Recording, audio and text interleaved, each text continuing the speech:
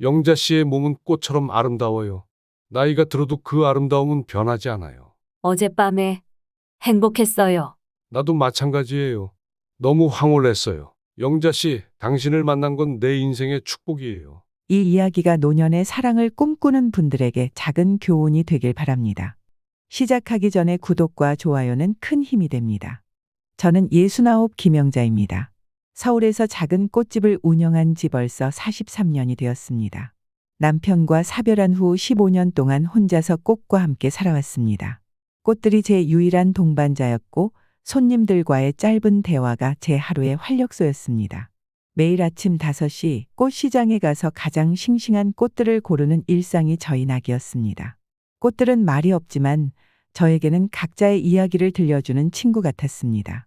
그러던 어느 가을날 문이 열리며 한 신사가 제 꽃집을 찾아왔습니다. 70대 중반으로 보이는 그는 단정한 모습으로 들어왔습니다. 처음에는 그저 평범한 손님 중 한 명이라고 생각했습니다. 안녕하세요. 제가 좋아하는 사람에게 선물할 꽃을 찾고 있습니다. 그의 첫마디에 저는 미소를 지었습니다. 이 나이에도 누군가를 좋아하는 마음을 꽃으로 표현하려는 모습이 참 아름답게 느껴졌습니다. 어떤 분이신지 말씀해 주시면 어울리는 꽃을 추천해 드릴게요. 그분은 평생 꽃을 돌보며 다른 사람들에게 기쁨을 주신 분입니다. 자신보다 꽃과 다른 이들을 더 생각하는 분이죠. 그의 말에 순간 가슴이 따뜻해졌습니다. 누군가를 그렇게 소중히 여기는 마음이 참 귀하게 느껴졌습니다. 그런 분이라면 수국은 어떨까요? 변함없는 마음을 의미하고 오래도록 아름답게 피어나는 꽃이에요. 그는 제 추천에 고개를 끄덕이며 환하게 웃었습니다. 완벽합니다. 변함없는 마음. 정말 제가 전하고 싶은 메시지네요. 수국 부케를 만드는 동안 우리는 꽃에 대한 이야기를 나누었습니다. 그는 이름이 박준호라고 했습니다. 퇴직한 고등학교 미술 교사였고 꽃과 식물을 그리는 것이 취미라고 했습니다. 그의 따뜻한 목소리와 꽃에 대한 지식이 인상적이었습니다. 부케를 완성하고 그에게 건넸을 때 그는 말했습니다. 사실 이 꽃은 당신을 위한 겁니다. 영자 씨. 순간 저는 그가 어떻게 제 이름을 알고 있는지 의아했습니다. 그러자 그는 웃으며 설명했습니다. 저는 3개월 전부터 이 꽃집을 지나다니며 당신을 지켜봤습니다. 꽃을 다루는 당신의 모습에 매료되어 이렇게 용기를 내보았습니다. 그 순간 69세의 제 가슴은 마치 20살 소녀처럼 뛰기 시작했습니다. 처음에는 당황스러웠습니다. 그저 손님과 주인의 관계를 넘어선 감정을 품는다는 것이 어색하기도 했고, 이 나이에 새로운 인연을 시작한다는 것이 부담스럽기도 했습니다. 하지만 박준호 씨는 끈기 있게 저를 찾아왔습니다. 일주일에 2번 어김없이 제 가게를 방문했고 때로는 자신이 그린 꽃 그림을 선물하기도 했습니다. 오늘은 당신의 모란을 그려봤어요. 꽃을 다루는 당신의 손길처럼 섬세하게 표현하려 노력했답니다. 그의 그림은 정말 아름다웠습니다. 40년 넘게 꽃을 만져온 저도 감탄할 만큼 섬세하게 꽃잎 하나하나를 표현했습니다. 점차 저는 그의 방문을 기다리게 되었습니다. 문이 열리는 소리에 설레는 마음으로 고개를 들게 되었고 그가 오지 않는 날에는 왠지 모를 허전함이 느껴졌습니다. 이런 감정을 느낀 것이 얼마만인지 스스로도 놀라웠습니다. 3달이 지난 어느 날 그는 저를 식사에 초대했습니다. 우리는 각자의 인생 이야기를 나누었습니다. 그는 30년간 고등학교에서 미술을 가르쳤고 10년 전 아내와 사별했다고 했습니다. 2 아들이 있는데 모두 해외에서 살고 있어 자주 만나지 못한다고 했습니다. 아내가 떠난 후 5년은 그저 하루하루를 버티는 심정으로 살았습니다. 그림도 그리지 않았어요. 하지만 언젠가부터 다시 붓을 들었고 그때부터 조금씩 일상으로 돌아올 수 있었죠. 그의 말에 깊이 공감했습니다. 저 역시 남편이 갑작스럽게 세상을 떠난 후 꽃만이 제 위안이었으니까요. 저도 비슷해요. 꽃들이 없었다면 아마 견디기 힘들었을 거예요. 꽃을 가꾸며 계절의 변화를 느끼고 새로운 생명이 피어나는 모습을 보는 것이 저를 버티게 했어요. 그날 이후로 우리는 더 자주 만나게 되었습니다. 일요일에는 함께 미술관을 방문하거나 공원을 산책했습니다. 6개월이 지난 어느 날 그는 제 가게에 평소보다 일찍 찾아왔습니다. 손에는 특별해 보이는 꽃다발을 들고 있었습니다. 오늘은 제가 직접 골랐어요. 어울리는지 모르겠지만 그가 건넨 꽃다발은 다양한 꽃들로 이루어져 있었습니다. 장미, 튤립, 안개꽃 그리고 수국까지. 우리가 함께한 시간 동안 이야기 나눈 모든 꽃들이 담겨 있었습니다. 영자 씨, 저와 함께 해 주시겠어요? 남은 인생을 함께 그림처럼 아름답게 채워가고 싶습니다. 그의 청혼에 저는 잠시 말을 잇지 못했습니다. 69세의 나이에 다시 누군가의 반려자가 된다는 것이 가능할까 하는 생각이 들었습니다. 하지만 그와 함께한 시간들 그리고 그가 제 삶에 가져다 준 기쁨을 생각하니 망설임은 사라졌습니다. 네, 함께하고 싶어요. 제 대답에 그의 얼굴에 환한 미소가 번졌습니다. 그리고 조심스럽게 제 손을 잡았습니다. 70세를 바라보는 나이에 느끼는 설렘이 이토록 아름다울 줄은 몰랐습니다. 우리의 결혼은 소박했습니다. 화려한 예식장 대신 작은 꽃집에서 진행했습니다. 꽃으로 가득 채운 공간에서 저희의 자녀들과 가까운 친구들만 초대했습니다. 제 딸은 눈물을 흘리며 축하해 주었습니다. 엄마, 정말 행복해 보여요. 아버지가 돌아가신 후 엄마의 얼굴에 이런 미소가 다시 피어날 줄 몰랐어요. 딸의 말에 가슴이 뭉클했습니다. 제가 다시 웃게 되었다는 것, 그것만으로도 큰 축복이었습니다. 결혼 후 처음 몇 달은 동화 같았습니다. 준호 씨는 제 꽃집 일을 도와주었고, 저는 그의 그림에 영감을 주었습니다. 아침에 함께 일어나 차를 마시며 하루를 계획하고, 저녁에는 서로의 하루를 나누는 시간이 너무나 소중했습니다. 혼자 보내던 시간들이 얼마나 외로웠는지 함께하는 시간이 생기고 나서야 깨달았습니다. 그러나 행복한 시간도 잠시 4개월이 지났을 무렵부터 문제가 생기기 시작했습니다. 처음에는 사소한 습관 차이였습니다. 준호 씨는 밤늦게까지 그림을 그리는 습관이 있었고, 저는 꽃 시장을 가기 위해 새벽에 일어나야 했습니다. 서로의 리듬이 맞지 않아 점점 피로가 쌓였습니다. 여보, 조금만 일찍 주무시면 어떨까요? 제가 아침에 일어날 때 항상 피곤해 보이시니 걱정돼요. 미안해요, 영자 씨. 하지만 그림이 잘 될 때는 손을 멈출 수가 없어요. 평생 그렇게 살아왔거든요. 이해하려고 노력했습니다. 하지만 매일 밤 켜진 불빛 아래에서 잠을 설치는 일이 반복되자 점점 짜증이 나기 시작했습니다. 더 큰 문제는 재정적인 부분이었습니다. 결혼 전에는 서로의 경제 상태에 대해 자세히 이야기하지 않았습니다. 저는 제 꽃집이 안정적인 수입원이라고 생각했고, 준호 씨도 교사 연금이 있으니 큰 문제가 없을 거라 여겼습니다. 하지만 함께 살기 시작하면서 준호 씨의 예상치 못한 지출이 많다는 것을 알게 되었습니다. 이번 달에 또 미술 재료를 이렇게 많이 구입하셨어요? 지난달에도 비슷한 금액을 쓰셨잖아요. 작품을 위해선 어쩔 수 없어요. 좋은 재료가 있어야 좋은 그림이 나오니까요. 준호 씨의 그림에 대한 열정은 이해했습니다. 하지만 그의 작품이 잘 팔리는 것도 아니었고, 취미로 그리는 그림에 너무 많은 비용을 쓰는 것이 부담스러웠습니다. 평생 절약하며 살아온 저로서는 이런 지출 습관이 이해되지 않았습니다. 결정적인 문제는 6개월 후에 찾아왔습니다. 준호 씨의 큰아들이 사업 실패로 갑자기 큰 돈을 빌려달라고 연락해 온 것입니다. 준호 씨는 제게 상의도 없이 우리의 공동 통장에서 상당한 금액을 인출해 아들에게 보냈습니다. 어떻게 저와 상의도 없이 그런 결정을 하실 수 있어요? 그건 우리 둘의 노후를 위한 돈이었잖아요. 내 아들이 어려움에 처했는데 어떻게 외면할 수 있겠어요. 영자 씨라면 딸이 도움을 청했을 때 거절할 수 있었겠어요. 맞는 말이었습니다. 하지만 방식이 문제였습니다. 함께 상의하고 결정했어야 했습니다. 그 사건 이후로 우리 사이에는 보이지 않는 벽이 생겼습니다. 저는 준호 씨의 재정 관리 방식을 신뢰할 수 없게 되었고, 준호 씨는 제가 너무 까다롭다고 생각하는 듯 했습니다. 결혼 1주년을 앞두고 우리의 관계는 더욱 악화되었습니다. 함께 살면서 서로의 다른 점이 점점 더 크게 느껴졌습니다. 평생 혼자 살아온 습관들이 쉽게 바뀌지 않았고, 각자의 자식들과의 관계도 복잡했습니다. 준호 씨의 두 아들은 해외에 살고 있었지만 경제적으로 아버지에게 계속 의존하고 있었습니다. 큰아들의 사업 실패 이후로도 작은아들이 주택 구입을 위한 대출을 부탁해왔고, 준호 씨는 또다시 도와주겠다고 했습니다. 이번이 마지막이에요. 아이들이 자립할 수 있게 도와주는 거예요. 하지만 저는 그의 말을 믿을 수 없었습니다. 이미 한번 약속을 어긴 사람이 또다시 비슷한 상황에서 약속을 지킬 거라고 어떻게 믿을 수 있었겠습니까? 준호 씨, 저는 더 이상 우리의 노후 자금이 자꾸 줄어드는 것을 보고 있을 수 없어요. 우리도 앞으로 의료비나 요양비가 필요할 텐데. 당신은 왜 항상 돈 얘기만 하는 거예요? 가족보다 중요한가요?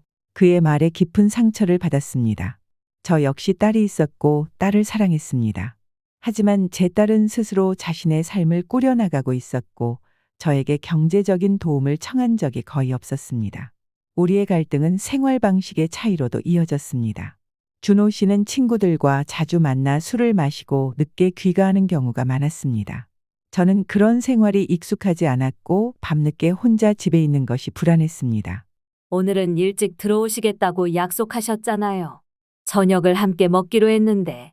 친구들과 오랜만에 만났더니 시간 가는 줄 몰랐어요. 이해해 주세요. 점점 대화는 줄어들고 불만만 쌓여갔습니다.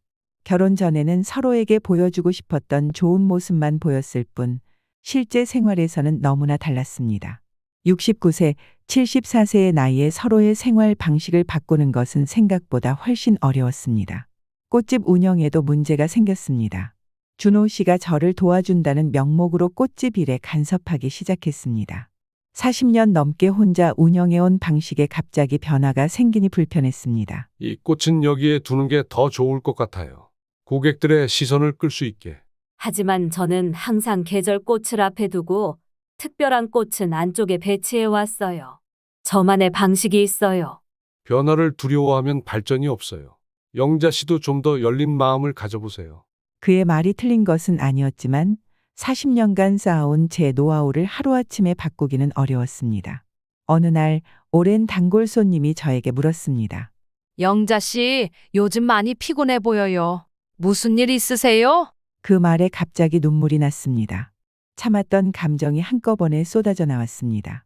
사실 재혼이 생각했던 것과 너무 달라요. 후회하고 있어요. 그 말을 하는 순간 제 마음속에 있던 감정이 명확해졌습니다. 저는 정말로 재혼을 후회하고 있었습니다. 혼자일 때는 외로웠지만 적어도 평화로웠습니다. 지금은 매일 갈등과 실망 그리고 후회로 가득했습니다. 단골 손님에게 털어놓은 후 저는 용기를 내어 준호 씨와 진지한 대화를 나누기로 했습니다. 그날 밤 준호 씨가 그림 그리기를 마치고 침대에 누웠을 때 제 마음을 열었습니다. 준호 씨, 우리 좀 이야기를 나눌 수 있을까요? 요즘 제 마음이 많이 무거워요. 준호 씨는 피곤해 보였지만 고개를 끄덕였습니다. 솔직히 말하면 저는 지금 우리의 결혼 생활에 많은 어려움을 느끼고 있어요. 서로의 생활 방식이 너무 달라요. 영자 씨도 제게 쉽지 않아요. 당신은 너무 완고해요. 새로운 제안에 항상 거부감부터 표시하고. 대화는 금방 서로의 불만을 토로하는 자리가 되었습니다. 준호 씨는 제가 변화를 거부하고 너무 돈에 집착한다고 생각했고 저는 그가 책임감 없고 자기중심적이라고 느꼈습니다. 서로에 대한 실망감이 말로 쏟아져 나왔습니다. 결혼하기 전에는 이런 모습을 보여주지 않았잖아요. 당신도 마찬가지예요. 결혼 전에는 항상 웃고 이해심 많은 모습이었는데 지금은 늘 불평만 해요. 그의 말이 가슴에 날카롭게 꽂혔습니다. 우리 모두 서로에게 최선의 모습만 보여주었던 것이었습니다. 그러나 매일 함께 살면서 그런 가면은 오래 유지될 수 없었고 진짜 모습이 드러나면서 갈등이 시작된 것입니다. 우리가 너무 서두른 걸까요? 준호 씨가 한숨을 쉬며 물었습니다. 그 질문에 저도 깊은 한숨을 내쉬었습니다. 6개월의 연애 기간이 두 사람의 평생을 함께할 결정을 내리기에는 너무 짧았을지도 모른다는 생각이 들었습니다. 다음 날 준호 씨는 평소보다 일찍 나가서 밤늦게 돌아왔습니다. 그리고 그 다음 날도 또 그 다음 날도 마찬가지였습니다. 우리는 같은 공간에 살고 있었지만 서로를 피하고 있었습니다. 아침에 제가 일어나기 전에 그는 나가고 제가 잠들 때까지 돌아오지 않았습니다. 주말에도 그는 친구들을 만난다며 집을 비웠습니다. 마음이 너무 아팠습니다. 이것이 제가 69세에 꿈꾸던 결혼 생활이 아니었습니다. 외로움을 피하기 위해 결혼했는데 지금은 함께 있어도 더 외롭게 느껴졌습니다. 한 달이 이렇게 흘렀습니다. 준호 씨와 저는 마치 두 명의 이방인처럼 살았습니다. 꽃집 일도 예전만큼 즐겁지 않았고 매일 아침 꽃 시장에 가는 것도 부담스러워졌습니다.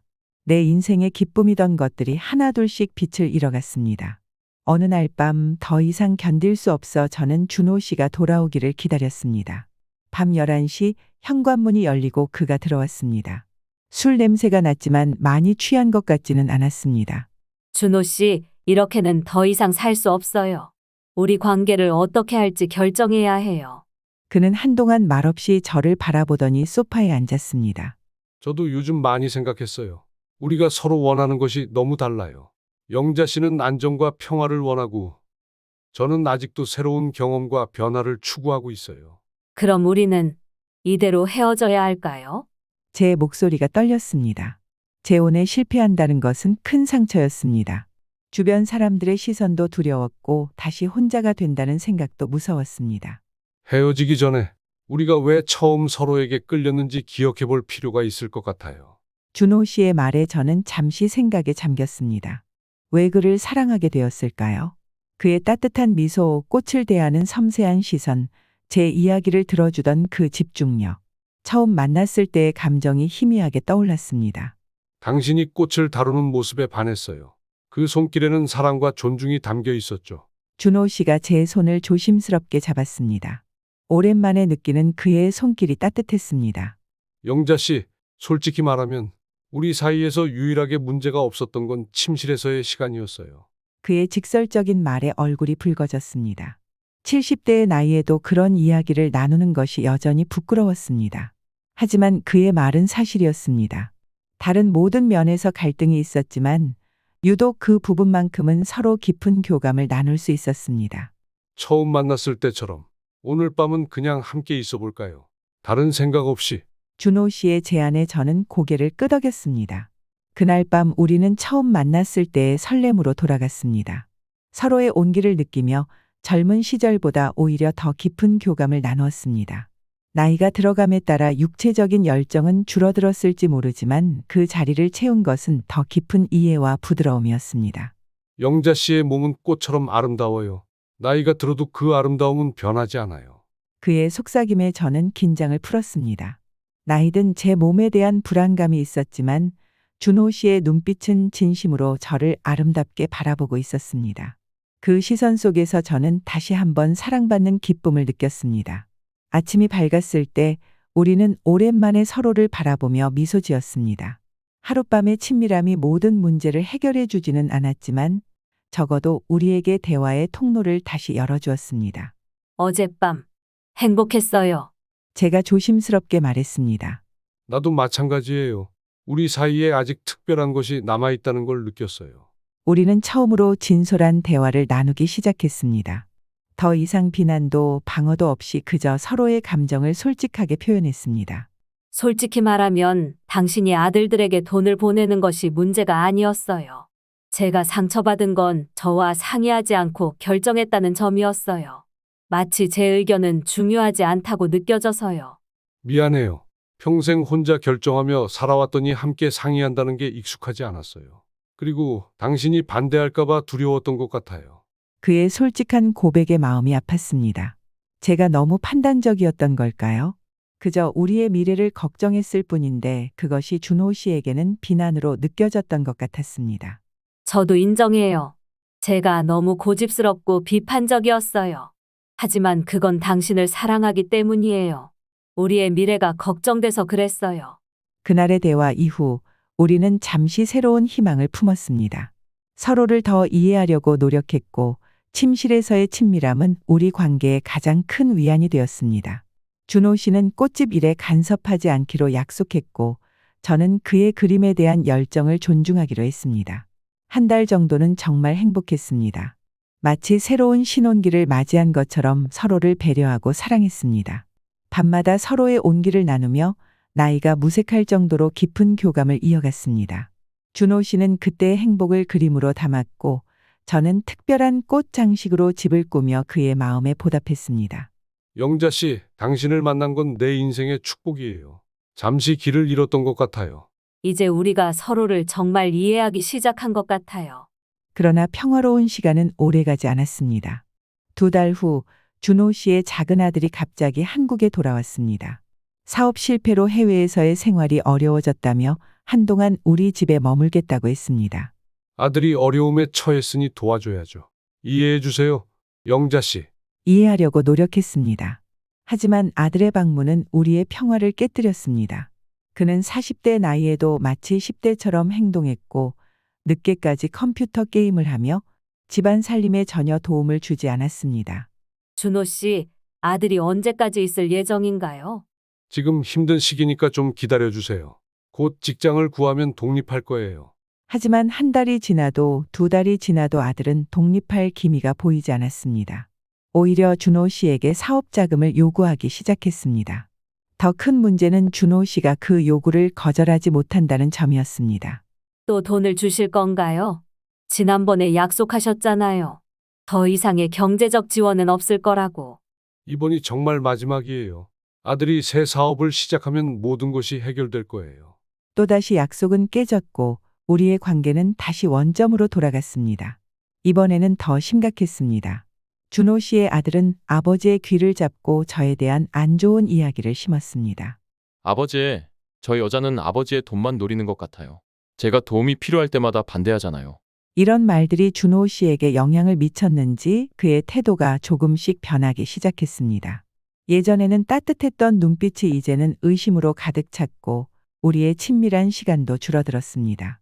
준호 씨, 우리 관계가 다시 멀어지고 있어요. 아들 때문에 우리 사이가 이렇게 되는 건 너무 슬픈 일이에요. 당신은 왜 항상 내 아들을 문제 삼는 거죠? 그 아이도 내 가족인데. 다시 한번 벽이 생겼습니다. 준호 씨는 점점 더 아들의 편에 서서 저를 바라보았고 저는 점점 더 고립되는 느낌이었습니다. 우리의 침실에서의 시간조차 어색해졌습니다. 한때 우리를 이어준 그 특별한 친밀함마저 사라져가고 있었습니다. 오늘은 좀 피곤해요. 먼저 주무세요. 준호 씨의 차가운 말에 마음이 아팠습니다. 이제는 핑계를 대며 저를 피했습니다. 밤마다 외로움에 잠들며 저는 이 결정이 정말 옳았는지 의문이 들었습니다. 결혼 1주년이 다가왔습니다. 한때는 특별한 기념일을 함께 축하하며 보낼 거라고 기대했지만 현실은 달랐습니다. 준호 씨는 그날 아들과 함께 변호사를 만나러 간다며 아침 일찍 나갔습니다. 새로운 사업을 위한 법적 상담이라고 했지만 저는 왠지 모를 불안감이 들었습니다. 꽃집에서 하루 종일 일하며 마음을 달랬습니다. 평생 저를 위로해 주었던 꽃들이 오늘따라 더 쓸쓸하게 느껴졌습니다. 가게 문을 닫고 집으로 돌아갔을 때 준호 씨의 아들이 짐을 싸고 있었습니다.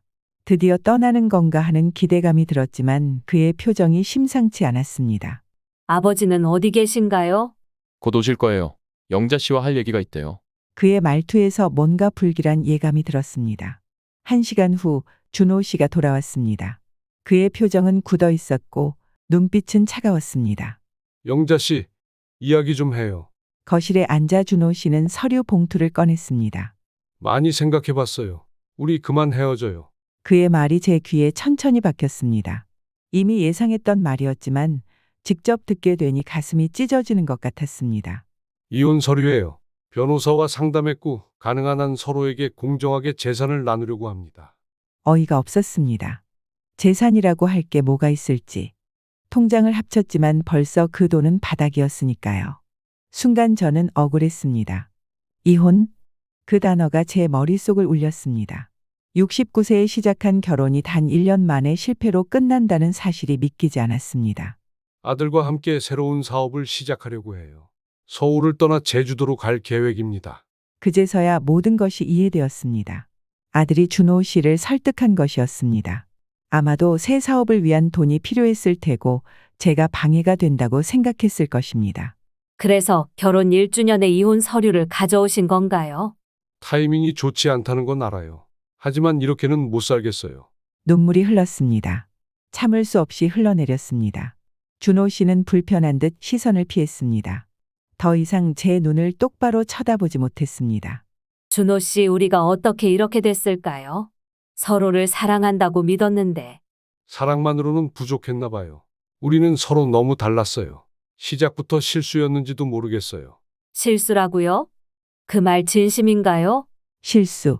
그 말이 가장 아팠습니다. 제게 있어 그 사랑은 실수가 아니었습니다. 비록 어려움이 있었지만 진심이었습니다. 그런데 준호 씨에게는 단지 실수였다니요. 준비되면 연락 주세요.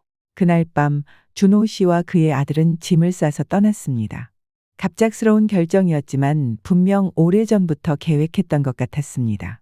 집은 갑자기 너무 커지고 너무 조용해졌습니다. 비어있는 침대를 바라보며 저는 밤새 울었습니다. 다음 날 아침 꽃 시장에 가지 않았습니다. 처음으로 꽃집 문을 열지 않았습니다. 그저 집에 앉아 지난 1년을 되돌아보았습니다. 일주일이 지났습니다.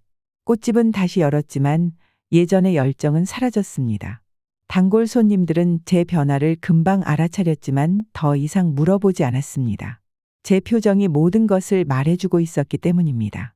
이혼 서류는 아직 테이블 위에 그대로 놓여 있었습니다. 매일 밤 그것을 바라보며 결정을 미루었습니다. 한편으로는 이 모든 것이 악몽이길 바랐고 준호 씨가 마음을 바꿔 돌아오길 기다렸습니다. 하지만 그런 일은 일어나지 않았습니다. 딸이 소식을 듣고 달려왔습니다. 이혼에 대해 들었을 때 그녀의 눈에는 분노가 가득했습니다. 엄마, 어떻게 그런 사람이 결혼 1주년에 이혼 서류를 들고 오다니 정말 잔인해요. 딸의 위로가 고마웠지만 마음의 구멍을 채우기에는 부족했습니다. 준호 씨와 함께했던 시간들, 특히 우리의 침실에서 나눴던 깊은 교감이 자꾸만 떠올랐습니다. 그 순간만큼은 정말 행복했는데 그것이 이렇게 쉽게 끝날 수 있다는 게 믿기지 않았습니다. 엄마, 당장 이혼해요. 그 사람은 엄마를 사랑하지 않았어요. 딸의 말이 맞았습니다. 진정한 사랑이었다면 이렇게 쉽게 포기하지 않았을 것입니다. 특히 아들의 설득만으로 오랜 시간 함께하기로 한 약속을 저버릴 수는 없었을 것입니다. 한 달 후 저는 결국 이혼 서류에 서명했습니다. 더 이상 미룰 이유가 없었습니다. 그날 밤 다시 혼자가 된 침대에 누워 처음으로 울지 않았습니다. 이제는 눈물조차 마른 것 같았습니다. 69세에 시작한 재혼, 70세에 맞이한 이혼. 인생의 황혼기에 찾아온 사랑이 이렇게 쓸쓸하게 끝날 줄은 몰랐습니다. 제가 가장 후회하는 것은 그를 너무 빨리 믿고 너무 서둘러 결혼했다는 점이었습니다. 6개월의 연애 기간이 평생을 함께할 사람을 알아보기에는 너무 짧았습니다. 3개월이 지났습니다. 점차 일상으로 돌아갔지만 마음 한구석에는 항상 빈자리가 있었습니다. 어느 날 제주도로 여행을 다녀온 단골 손님이 저에게 조심스럽게 이야기를 꺼냈습니다. 영자 씨, 제주도에서 우연히 전 남편분을 봤어요. 말씀드려야 할지 고민했는데. 손님의 표정이 불편해 보였습니다. 제 마음이 이미 무너져 내리는 것을 느꼈지만 알고 싶었습니다. 괜찮아요. 말씀해 주세요. 제주도의 미술 카페에서 한 여성과 같이 있었는데 꽤 친밀해 보였어요. 손님의 말에 따르면 준호 씨는 카페에서 그림을 그리고 있었고 옆에 있던 여성은 그를 자연스럽게 안고 볼에 키스를 했다고 합니다. 가슴이 무너지는 듯했습니다. 아직 이혼한 지 3개월밖에 되지 않았는데 이미 새로운 여성을 만났다니 그래서 그렇게 서둘러 이혼하자고 했던 거군요. 의심과 분노가 밀려왔습니다. 혹시 우리가 함께 있을 때부터 그 여성을 알고 있었던 건 아닐까? 아들의 설득이라는 것도 단지 핑계에 불과했던 건 아닐까? 단골 손님은 더 자세한 이야기를 해주었습니다. 그 여성은 50대 중반으로 보였고 카페에서 꽃차를 만들고 있다고 했습니다. 꽃차는 제가 준호 씨에게 가르쳐 주려고 했던 것이었습니다. 하지만 그는 항상 관심이 없다며 거절했었죠. 언제부터 알고 지낸 사이였을까요? 어쩌면 우리가 결혼하기 전부터? 질투와 배신감이 저를 괴롭혔습니다. 그날 밤 잠을 이루지 못하고 뒤척이다가 충동적으로 제주도행 비행기 표를 예약했습니다. 직접 확인해야만 했습니다.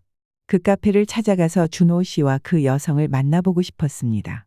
하지만 아침이 되자 냉정함을 되찾았습니다. 무슨 의미가 있을까요? 설령 제 의심이 맞다 해도 이미 끝난 일이었습니다. 더 비참해질 뿐이었습니다. 비행기 표를 취소했습니다. 그 대신 꽃집으로 향했습니다.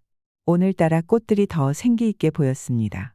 마치 저에게 위로를 건네는 것 같았습니다. 69세 재혼을 결심했던 순간부터 지금까지의 여정.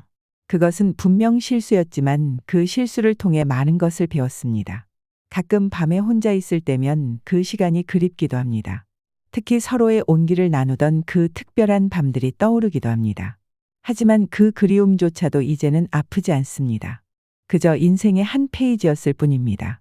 1년이 지났습니다. 71세가 된 지금 저는 제 인생에서 가장 평화로운 시간을 보내고 있습니다. 재혼의 실패는 큰 상처였지만 그 상처를 통해 더 단단해졌습니다. 제 이야기는 여기까지입니다. 구독과 좋아요, 알림 설정은 무료입니다. 댓글로 여러분의 생각도 나눠주세요.